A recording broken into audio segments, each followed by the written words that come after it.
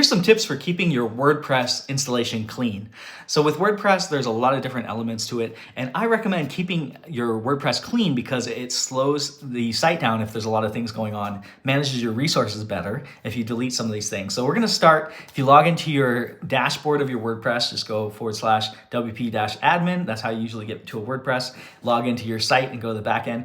And we're gonna look at a couple different places here. So on any type of default installation, usually in the posts area, so that's the very top of the menu is posts, that's where your blog's at. If you haven't put posts through the blogs, there's gonna be a default hello world post there. Go ahead and delete that. And then it's gonna move it from the active to the trash. Click on the trash and delete permanently. So we're gonna remove that completely. Next, we're gonna go down to comments and we're gonna check to see if there's a default comment. It's just gonna be a basic default comment.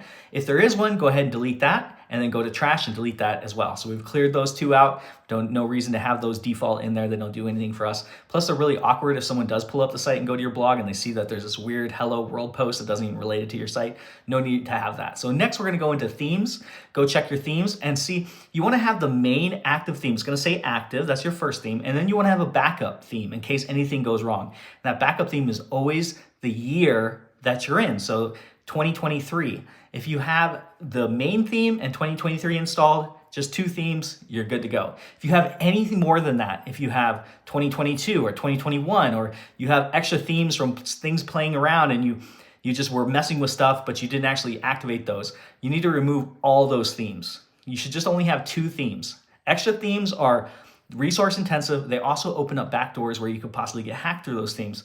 So even though they're not active, they still are an entry in the database, which allows more access points for things to get hacked. And we want to cut down on that, and we want to cut down on resources. The final place we're going to check is go down to plugins, open up your plugins and see your list of plugins. You should have 8, 10, 15, maximum 20 plugins, depending on how complex your site is. You shouldn't have crazy amount of plugins. If your site has 25, 30, 50 plugins, that's not good. You should narrow it way down to under 20 plugins. But what we want to look for is any plugins that are inactive. So if they're inactive, they're going to be grayed out and they're going to show inactive. What you want to do is delete those plugins that are inactive. Those are just taking up extra spots and resources. And the cool thing about plugins is that all the settings are saved. So if you have an inactive plugin and you're planning on using it in the next 6 months or 12 months or down the road sometime, you can delete it and you can reinstall it later and all the settings will still be there.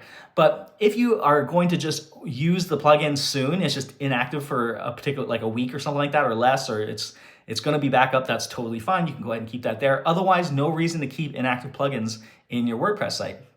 So there's about 4 different items you can do to keep your WordPress nice and clean and zipped up. And the less items that we have hanging out there that we're not using, the less resources, the less entries of attack for hackers. And that always makes things better for web design and our websites. So this is Joe Phil with SkyPoint Studios. I hope you enjoyed these tips. If you want more tips just like this one, stick around. You can also query me to create videos specifically for your type of problem. You're having an issue on your site or you want to achieve certain results in search, go ahead and ask me that question. I'll make a custom video just for you. So thank you so much for watching my videos as always, and I'll see you on the next one.